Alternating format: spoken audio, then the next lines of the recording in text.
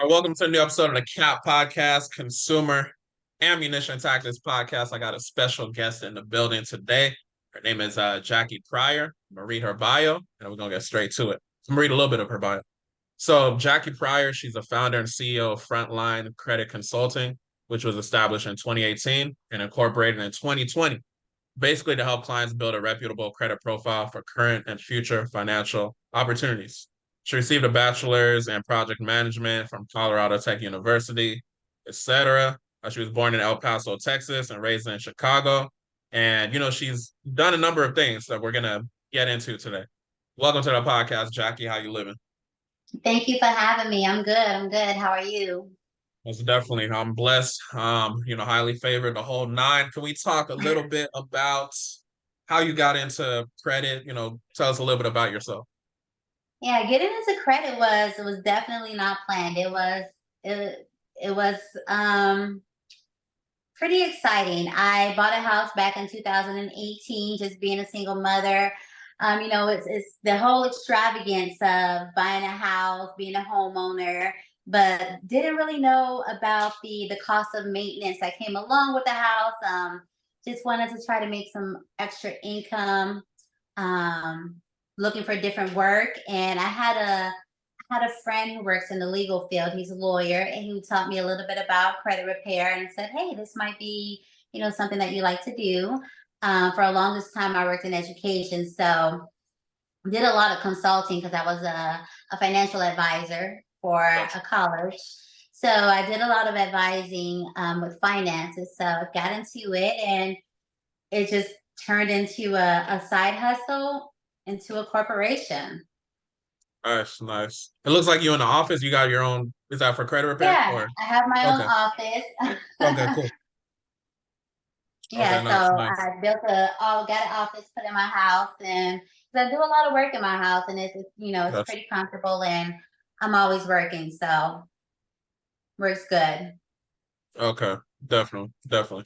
So you said that you were working in financials within a college. Was that where you started working, Yeah, and then you? I've been working for a university. I worked with them for a little bit over 10 years, Okay. working in student finance, just teaching people about their loans,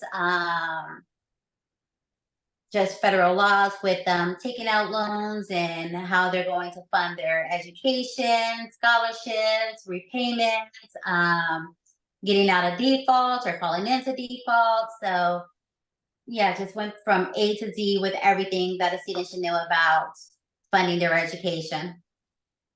Gotcha. Okay. So was like growing up, was credit talked about in your household? Like, okay, let's get some No, information. Okay. Gotcha.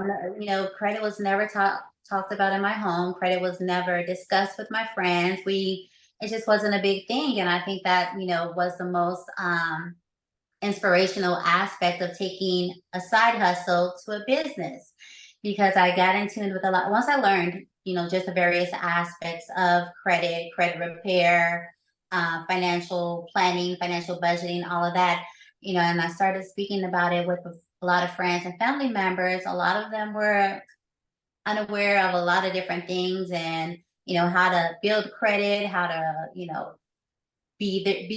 have some type of consistency where you're maintaining your credit. So I thought it was just quite interesting that a lot of us, especially as minorities, aren't really taught about these Yeah. things. So you put your family on basically. Yeah, I put my they So were you're the pretty much my OG. pro bono clients for me So to you're the learn. OG basically. You're the OG basically is what you're saying. I feel like I'm the generational curse breaker over here. Okay. So we called your family right now, they'd be like, "Oh yeah, Jackie put us on. She not capping." Definitely, Okay. definitely, they would. They Okay, would. no, that's what's up. Okay, that's what's up. So how was like your journey in general? Did you just like, oh, I'm stumbling across all this credit, and then all of a sudden you're like, okay, let me put them on. Did you have to like repair your own credit? Like what did that look like? Yeah. So, as I said, it began as a hustle. Once I learned a lot about credit and just, getting mentored by him for a long time, I decided to start off with my own credit just to kind of Gotcha. put myself in there and see how I could get things done. And started doing friends and family members. And this was, hey, as I said, it was pro bono because, hey, I may make mistakes. I'm new at this, but until I become the expert, it's free. And it just became exciting. Now, not, it's definitely a draining process because there has to be there's a lot of details in credit repair. There's a lot of details in finance, in any type of financial field. So it's a little draining, but I think that the one thing that has worked for me and has, made it become a passion of mine or made it become successful is just the transparency that I have with clients. There being an ultimate open door of transparency, and then educating clients, because I can repair your credit. I can take this off. I can take that bankruptcy off. I can take that charge off. I can take that collection off. But in the beginning, what I was finding is once I got into the field of getting clients just off social media, or my name being spread around, my company being spread around, I found that, hey, after I got their credit cleaned, a few months later or a year later, they were returning. So that's when I put an emphasis on credit education in the midst of all my credit programs. So the way that my company is structured is, I do the evaluation. I found out what derogatory accounts you have, any discrepancies of personal information. And we discussed that. I discussed, hey, these are the list of negative accounts that you have on your credit reports. You may have 5 or 6 over here, where with Experian, where TransUnion, you may only have 3 or 4. And I explained to them why it's different. Some creditors don't report to all bureaus. Specifically when it's lien holders, or when you're working with lenders, they don't report to all bureaus. So I thought that it was more valuable to educate them about credit, what to do, what not to do. And a lot of times it was where a prospect wasn't becoming a client because there was not many negative accounts on your credit repairs. It's you that's hurting your credit. You're closing revolving accounts when you shouldn't be closing revolving accounts, because that takes away from the history of your credit. So there you go, dropping some points. Your utilization rates are ridiculously high. You don't know how to use your credit card. You have this $3,000-$5,000 credit card, but you don't know how to use it. You don't know how to make these payments before the reporting dates hit. You don't know that you don't need 1 billion revolving accounts to build credit. Really don't need more than 3 revolving accounts and 1 investment account. Have some diversified investment accounts. Those are the things that build your credit. So, it was just more so just being excited about teaching people about credit, because it's a lot of us that don't know much about credit, especially, younger adults and even people our age. They really aren't as aware of different processes within the credit field. Definitely. Yeah, and I love the fact that you're focusing on the education piece, because a lot of people, they get their credit fixed, and then, like you said, they come back maybe 3 months later because they didn't get the foundation of the habits to make sure that those negative items aren't on there. So just for anybody listening that has their own credit repair business, kind of like what you said, definitely focus on education. That's something that we double down on in our business as well. So I like that I love that you're saying that. So I wanted to just kind of ask you, just going back to that, or just anything else, like what would you say has been working really well for your business? Just like some pointers for people that may be listening, they want to start their own credit repair business, that kind of thing. Well, credit repair. When I initially started, I had a lot of associates who had done credit repair, and it was like, oh, that's just not the field. People are going to be calling you. They're going to be having these wild expectations where, they want their credit fixed by tomorrow. And, I mean, it's true, but so, so I think that number one, was added to the success of my business and me not feeling drained all the time, is just making sure that my clients know there are set boundaries. And not only am I helping you repair your credit, but this is a teamwork. This is teamwork. I'm not doing all the work by myself. This is teamwork. I can't repair your credit, and here you are a week later trying to run a billion inquiries trying to go get a new car loan. Acting bad. So so I think it's been just the transparency and the bond that I create with a lot of clients. It's, okay, you can call me, you can contact me. If I don't respond, I have employees who are going to reach out to you, which I know the majority of the time they like speaking with me. Yeah. But just setting those boundaries with clients and letting them know this is what you're going to get from the door, and this is what I expect from you. Mm-hmm. So I think that when a lot of people get into this credit field, they're just, because it's money, it's consistent money, because who doesn't want to have good credit? Yeah. But you have to look at the other aspects that can either drain you out or tear down your business. And that's just having that transparency and communication with your clients. Definitely. Definitely. So the clients you work with, how would you say you go about lead acquisition? Because I know people have different things, word of mouth, content, things of Mhm. that nature. So let's talk about that. Mhm. Um, Primarily, it's definitely been word of mouth. Okay. As I said, I create a good rapport with my clients. My clients are Mhm. completely aware of everything I'm doing with their credit. They're completely understanding. I reach out to them once a month. We have one-on-ones. I let them know, hey, this is what's been removed. This is what has been added. This is where you need to do your part. So it's definitely been a lot of word of mouth. Yeah. But other than that, it's definitely work. It's work. I go to a lot of events. I try to do a lot of women empowerment events, minority events, even picnics, high school reunions. I'm setting some type of vending station up right there. I have kids, and my kids, hey, you guys want these shoes, this toys? You're gonna come help me. We pass out cards, we pass out Mhm. flyers, all type of things. I use Mailchimp a lot, Okay. and Mailchimp does a lot of marketing, those Yeah. email blasts.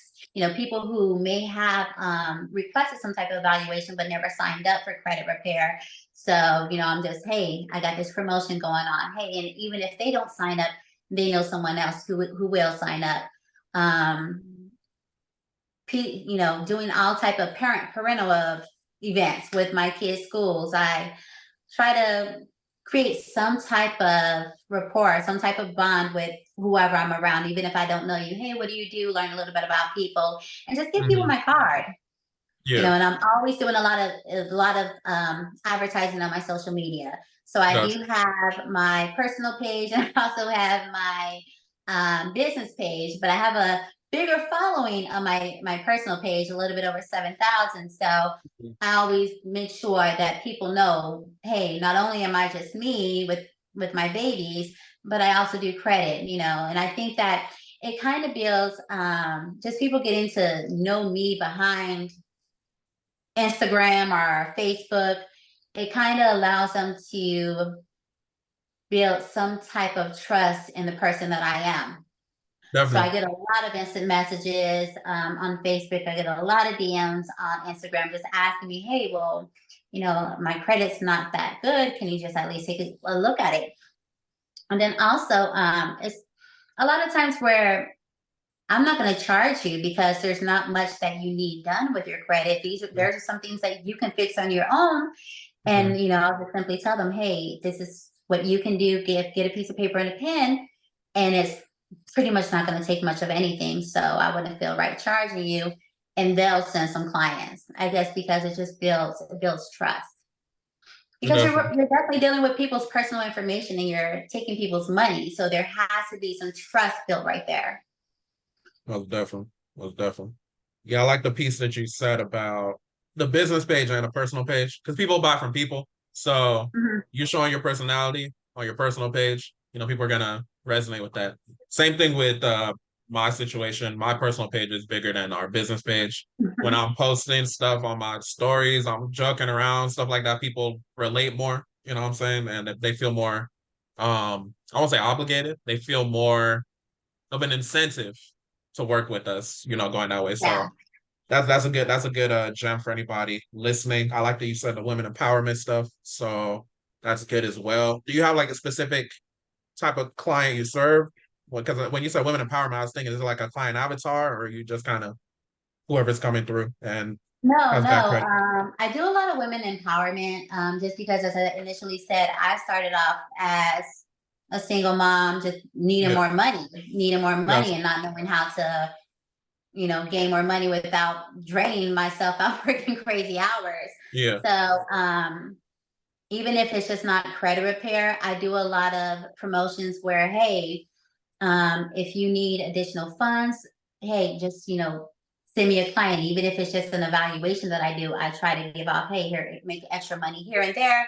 hmm, So I try my best to help as many women as I can, just trying to stabilize any type of financial hardships that they may have. But no, I gotcha. don't have any specific demographic of clients, other than a lot of my clients are anywhere from, I've worked with clients as young as 24, to clients as young as maybe 60.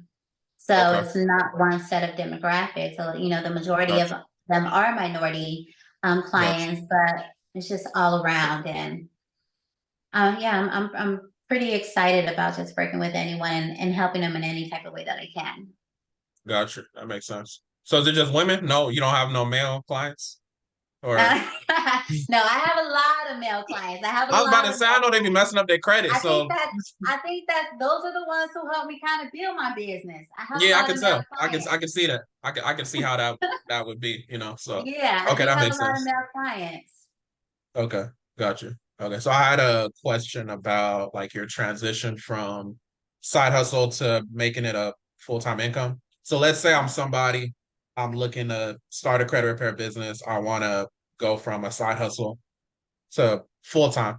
Can you talk a little bit about that transition? Maybe just a mindset, what it took for you to actually go ahead and do all that?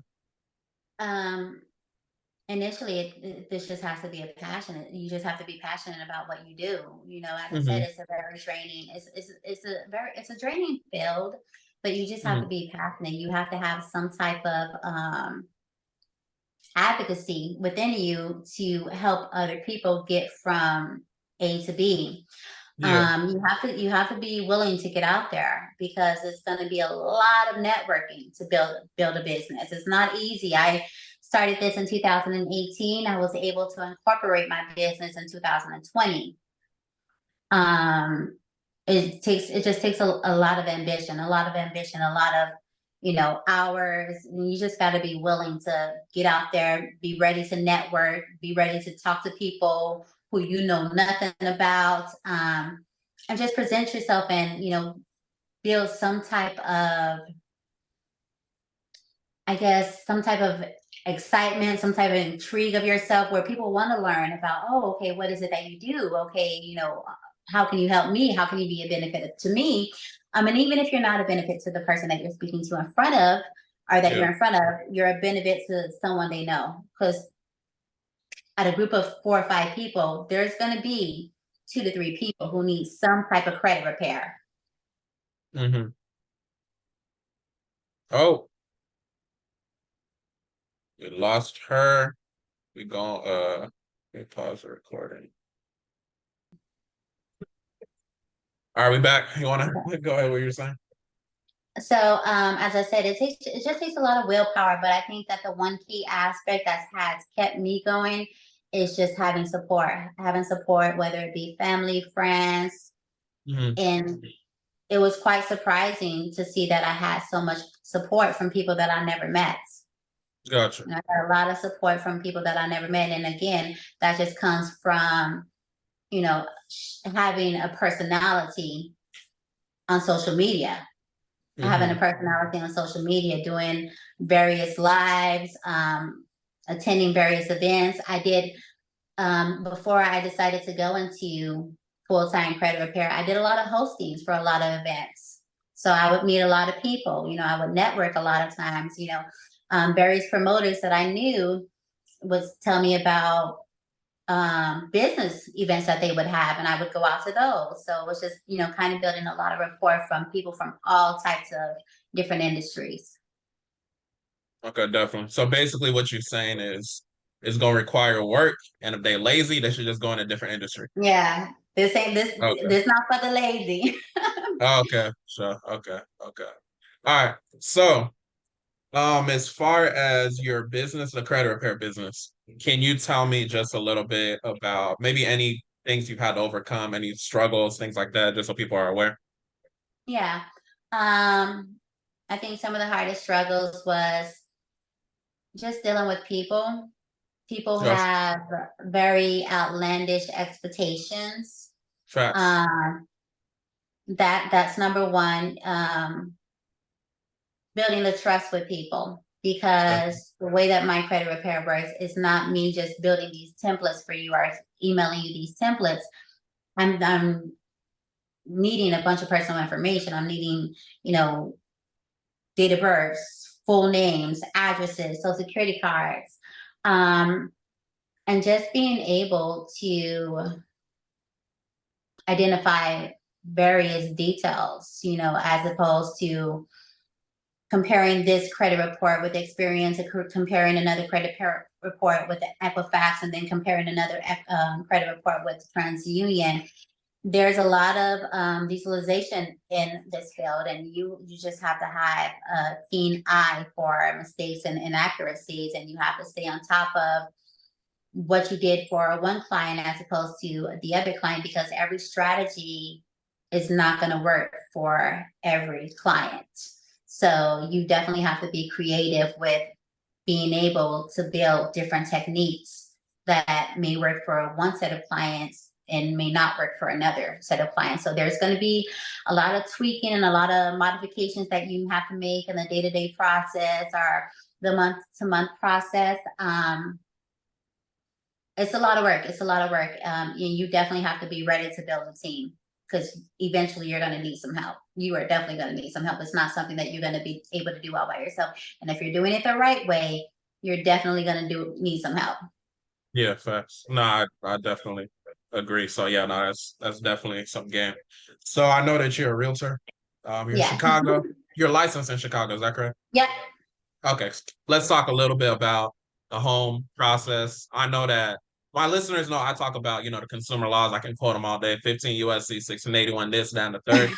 I want to talk about, getting people approved into the houses, maybe some things that, just people should be aware of as far as credit repair, lenders, all that.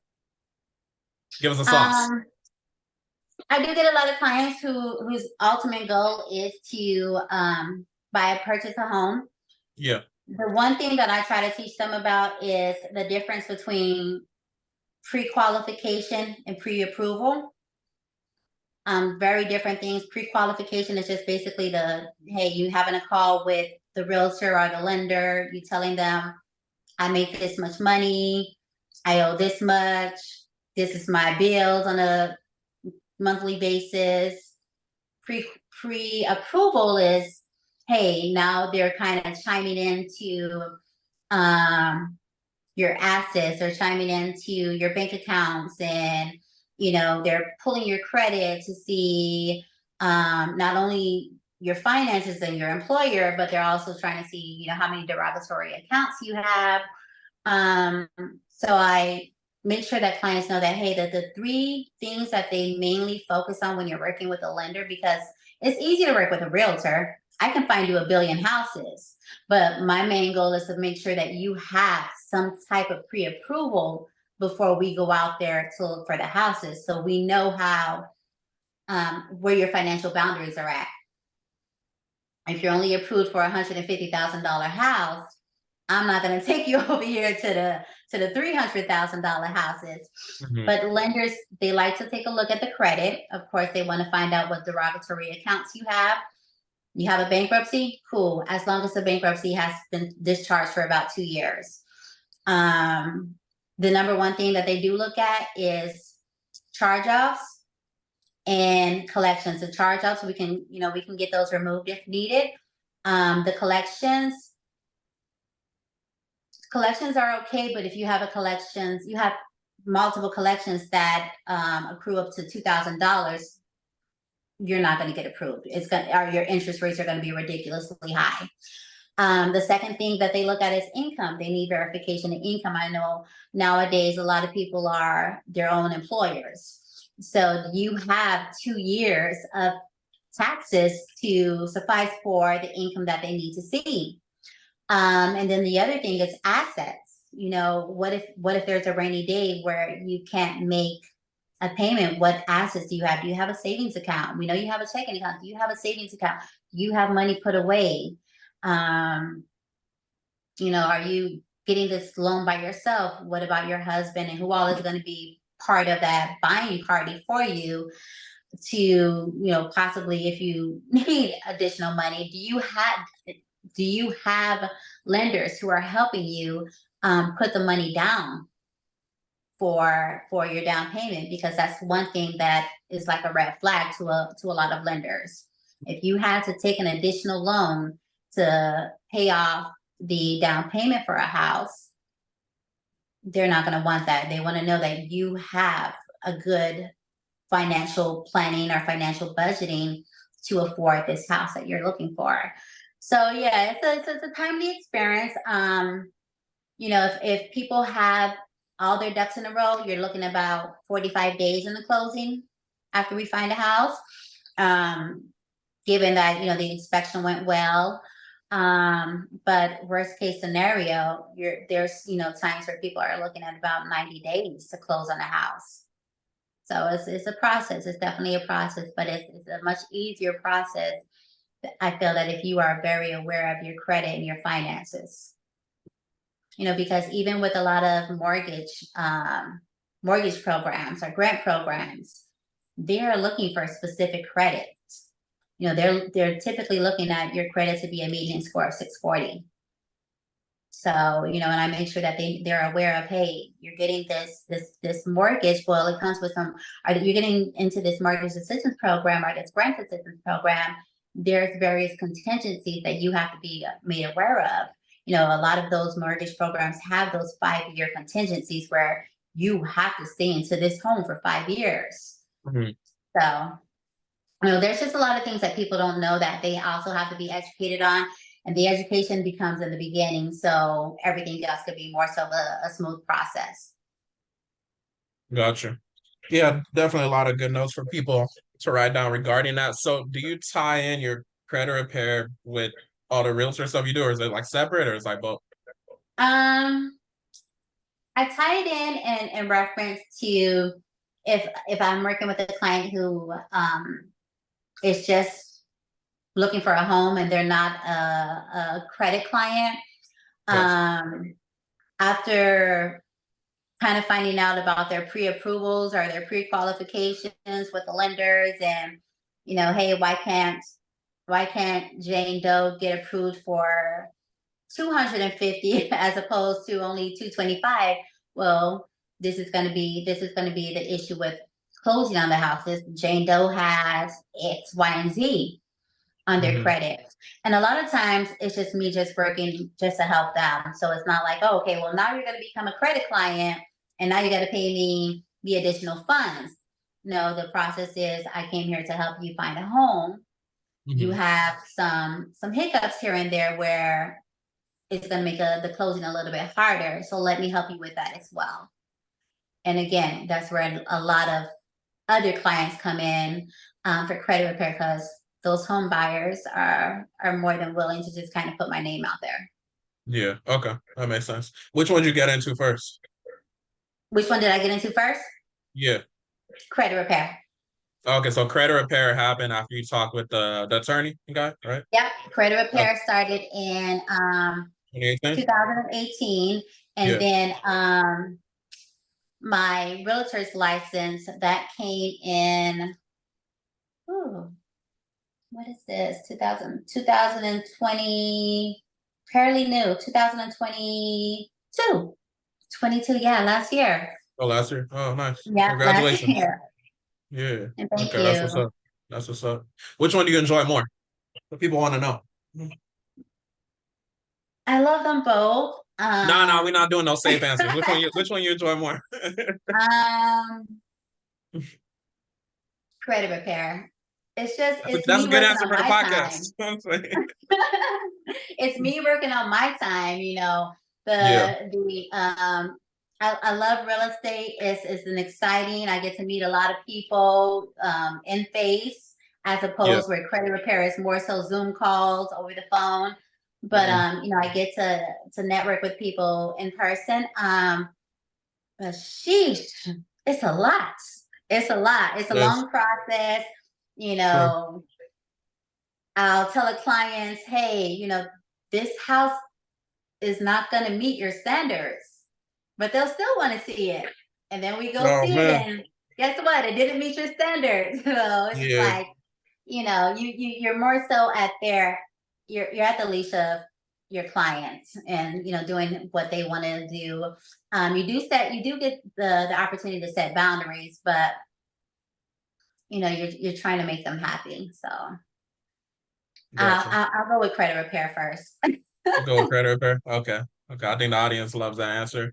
No, but I think it's dope and you distinguish yourself because you do have that extra knowledge when it comes to the, real estate space. So I guess for anybody listening, if they're a realtor, credit repair might be your next blessing. You never know. You know what I'm saying? So I think it's definitely dope that you do that. So as far as credit repair, what piece of advice would you have for somebody if they never got into the industry, they're looking to start a credit repair business? um,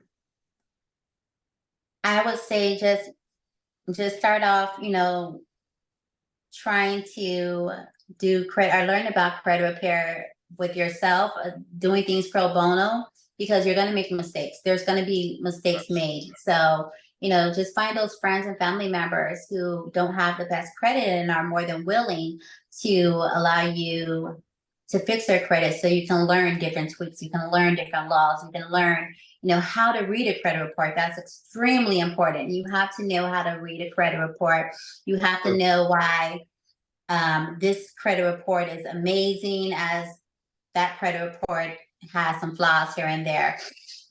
You got to know how one section in a credit report ties into the next section. How do all of these addresses tie into those collections? And that's one of the reasons why we want to kind of clean up the discrepancies with the addresses, especially if it's been over 3 years where a client hasn't lived at this address and has no Yeah. active good accounts or primary accounts at that address. Yeah, I would just sit down and print out some credit reports and learn about those credit reports, learn how to read those credit reports. That's number one. I think that's the major factor right there, is just knowing how to read those credit reports and knowing the laws when it comes to charge off, knowing the laws when it comes to collections, and knowing those laws when it comes to bankruptcies. And it's Hmm. not saying that you have to know the laws verbatim, Yeah. but you definitely need to know the ins and outs of making sure that whatever process or planning that you do with your credit building or your credit repair, that it doesn't step into any type of unethical side of trying to help somebody build their credit. Hmm. Definitely. Yeah. Definitely. Good. Definitely. I like that. So what is Jackie doing in her free time when she's not saving the world with When I'm credit not and saving the world,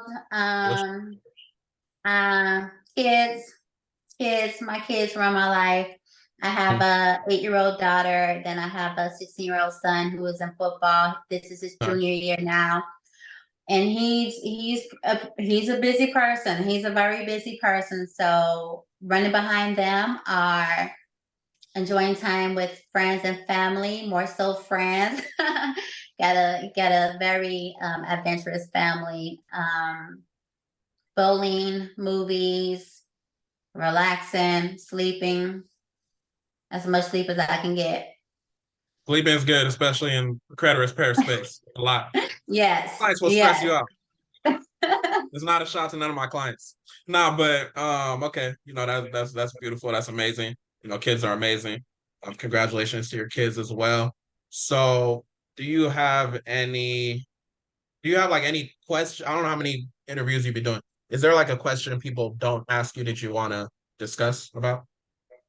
I think the one thing that, I'm not ever asked about would be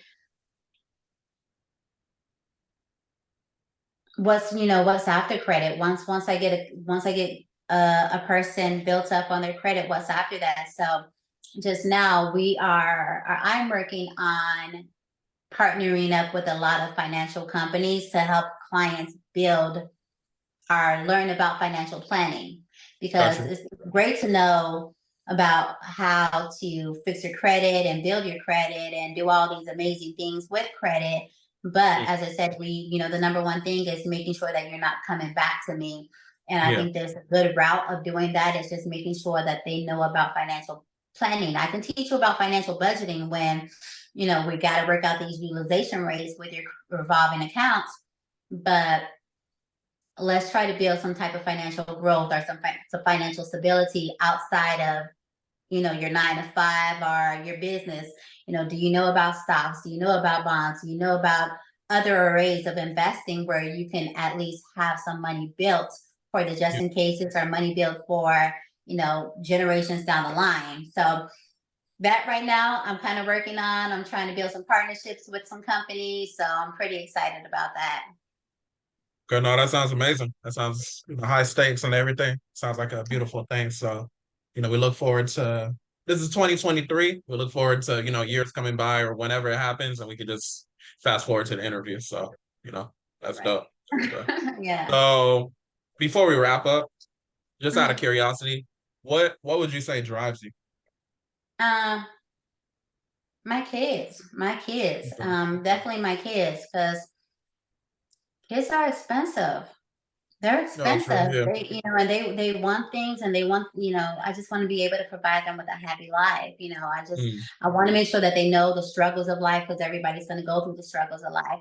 But I want mhm, them to see where persistence gets you. You can't, mm, there's no way where you can consistently remain a dependent on somebody. So just being a good prime example to them, that's what drives me. okay. And I have That's some awesome. amazing kids. I'm blessed. I'm definitely blessed. I have some extremely amazing kids. So I think, whatever I'm doing is working out good. Definitely. That's amazing. Yeah, definitely. Yeah. All right. So how can people like work with you? Is it just done for you? Do you have like digital products? Like what kind of offerings do you have? Um, how can people work with me? Yeah. Well, there's an array of ways. I do a lot of offerings. I do a lot of promotions. I send out a lot of emails. I do a lot of activities outside. Anything that I do, I try to post on my social media. You can always follow me, Mulano_Rouge, or follow my business, Frontline Credit Consulting _Inc. I just do things just kind of out of the blue. Gotcha. Um, so I'm always just posting different things. Anything that I think that would help other people, I would possibly be beneficial to my company and someone else, I'm throwing out there. Hey, you want a means of making additional money?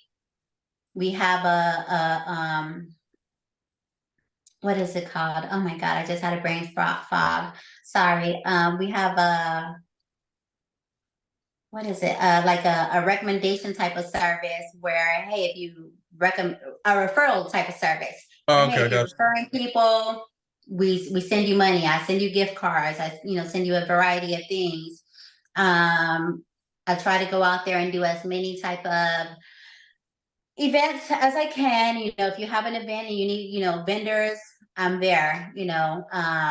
Anything that I can do to try to just network with other people, I'm always available. I'm always up and open. And it may be the smallest thing to you, but it's the biggest thing to me, just to get outside and become part of a community. I love working with communities. Anything that a community has open offer. I am working with another event specialist. They do a sponsoring for the community on the south side, where they do a lot of kid events, family events. It's Mhm. cost so much to get into the sponsoring, but it also puts my name out there to Yeah, these definitely. communities. So yeah, I'm really random with a lot of events. Just follow me, and you'll see a lot of things that I kind of post about ways to network with me, or ways that I could possibly network with you. Gotcha. You said Milano Rouge? Yes, Milano Rouge. Where's that name come from? MULA. Huh? How like what's the meaning behind all that? That's so weird. I don't know where that came from. It just popped in my head one day. Oh, where? Because when I started Instagram, I lived in Miami for a few years, and it Mhm. used to be like Miami living, Chicago born, or no, Miami living, Chicago raised. And then I moved back to Chicago, and I was like, oh, that can't be my name no more. And it just came out the blue. I don't know. Oh, okay. I mean, you say you're random, so you know what I'm saying? Definitely random. So it just came out, and it's been Okay. working. I like it. Yeah, yeah. No, I mean, this is pretty unique. So I was just curious. Okay. So we're about to wrap up. Can you tell the people where they can find you? They want to work with you, get in contact with you. Yeah. You can always follow me on Instagram. It's Mulano Rouge, MULANO_Rouge, ROUGE. You can contact me, not 773 630 439 8025, or you can contact us, my company, if you have specific credit repair or real estate needs, 877-775-3233. And yeah, just hit me up any way possible and you'll get a response from me within 48 hours or less. Okay, I'm great, using my great. social media a lot. Okay, great. You sure those are the numbers? You're not giving business to somebody else, right? You Nah, memorize those it. are my numbers. You can hit You me gonna give up. someone else a bag out here. I appreciate you, Jackie. With that being said, y'all have a blessed one. Thank you. Have an awesome Yes, ma'am. day. Appreciate it.